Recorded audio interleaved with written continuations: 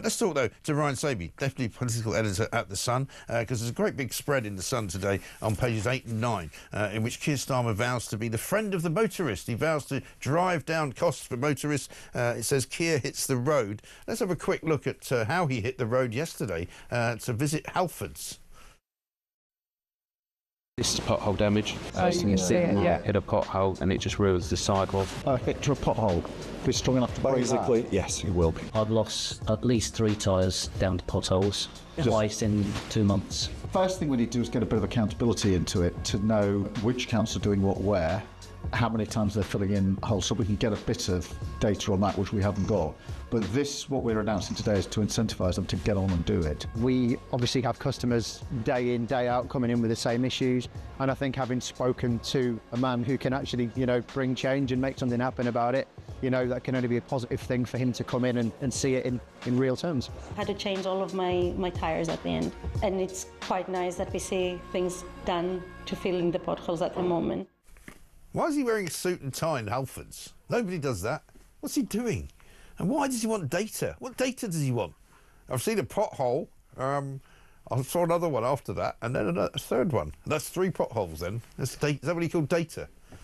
I mean, seriously. Ryan, very good morning to you. Good morning, Mike. I'm not sure. I mean, it's a great idea, this, of driving down the cost of motoring. I'm not sure I buy it entirely from Mr Starmer. I mean, pretty much every politician in the history of politics has gone after motorists and milked them for every single penny they can get from them.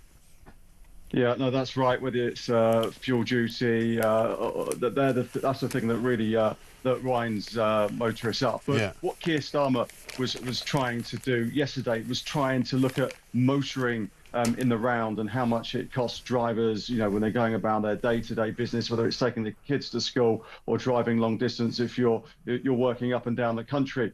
One thing he was trying to get across, as well as that pothole message, was trying to look at insurance, saying that was too high. Those premiums seem to have gone up for everyone. That pump finder, the pump watch system, that has been in and around discussions around Whitehall over recent years, hasn't quite come to fruition just yet. But he was sort of talking about that in the round as well. And one other thing that he really wanted to focus on was those parking charges that you get. You go into one of those car parks, you can't quite see the sign, you're timed it, you may spend an extra minute in there and you get slapped with a big fine. And he seemed to make the point that actually people are just fed up with all these things that are driving up the cost of motoring, and it's time to actually to act on that. Yeah, I mean, an awful lot of people have been getting in touch with me today about the cost of their car tax, which has rocketed over the last since the last budget. And James says, "It's so glad to hear Starmer is now a friend of the motorist. I can't wait to see my £735 a year car tax coming down and the roads to be drivable again. I won't hold my breath," because a lot of people tell me, from my own experience, I know it to be true as well, that most other European countries, the roads are beautiful. You go to Ireland, the roads are lovely. Spain, France, the Netherlands, we heard earlier on, Scandinavia, all the countries are great. I was in Montenegro last year. The roads were fantastic. I know a lot of them benefited from money from the EU, which we didn't benefit from because we were considered to be too wealthy a country. But, I mean, there's something going horribly wrong with our roads. I think this is one of the things that Downing Street have tried to tap into over recent weeks and months. They've realised that a lot of money is going to town halls. Councils are being given tens of millions of pounds, hundreds of millions of pounds to actually fix the roads. But there didn't seem to be any real accountability to find out whether they were actually doing it or not. So I think one thing that Downing Street have said, that if you want to carry on getting money, you actually have to prove that you're actually getting on with the job and filling in those potholes. And if you don't, we're going to take that money away. So there is a clear parameter there for town halls to get on with the job. Yeah, absolutely right. Let's talk about Rachel Reeves. Big day for her tomorrow. Budget statement time. There's not likely to be much in there for us to enjoy, I don't think. She's claiming that she's going to make cuts to public services. What are you hearing is the latest from the Department of the Treasury?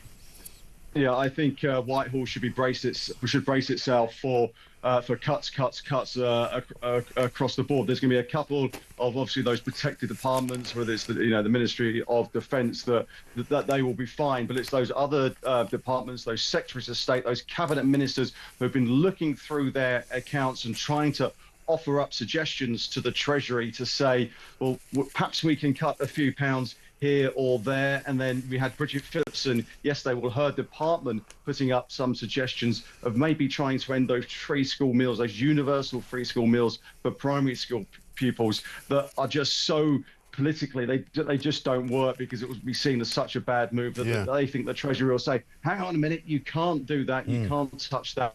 So they're trying to offer, some departments seem to be playing it a little bit cheeky. They're offering up suggestions that they know the Treasury won't touch. So it's going to be a difficult day for a lot of people in Whitehall tomorrow when they see those budgets slash, they've been trying to work up proposals of trying to bring down their budgets by 5%, 7%, 11% over recent weeks and months. So let's just see how tomorrow goes. But it's going to be difficult, because that growth forecast is going to look like it's growth for this country is going to come down from 2% to 1% for this year. It's going to be a difficult day for Rachel Reeves. Yeah, I should imagine so. Ryan, thanks very much indeed. Ryan Sabey, deputy political editor at The Sun. Maybe she just enjoy herself in the evening, going out to some free concerts or something like that.